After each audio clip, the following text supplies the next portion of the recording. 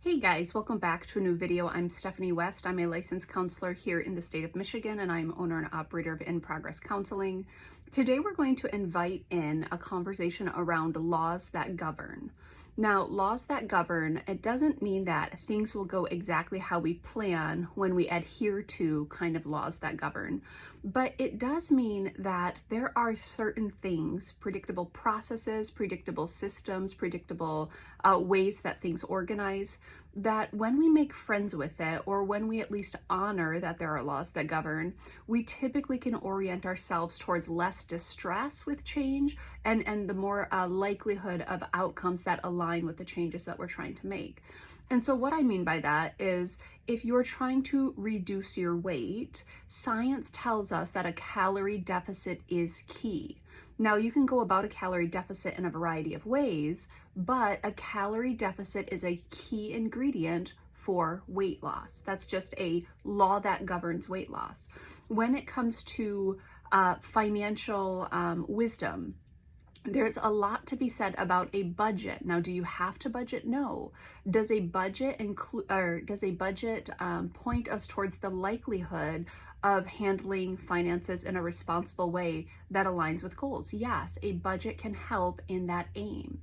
One of the things that I will often say with students, because again, I work with a lot of emerging adults and I work with a lot of people going through life transitions, which means school can often come up as a next step for people or a current stage that they're in.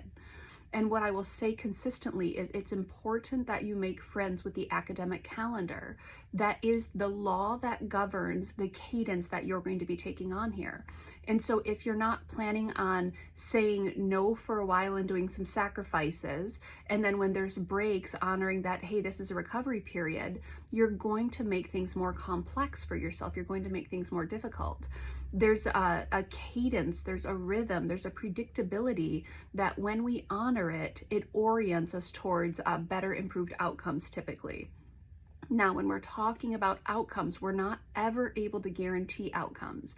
So I can do a calorie deficit and do a budget and honor the academic calendar, and I still might find myself fatigued and not losing weight and broke. That's very possible. But what we're saying is there are laws that govern things that orient us towards improved outcomes. And so if I, for whatever reason, in my first semester, don't plan a cadence that's really beneficial for me, so I don't, push and then recover, push and then recover, because academics, there's a ton of sacrifice there, right? If I'm not going through that process, what I can do if I'm starting to burn out or fatigue, or I'm noticing that I'm not calibrating appropriately for the season I'm in, then the next semester I try to fine tune it a little bit, because again, there's going to be a cadence that governs that particular stretch of time.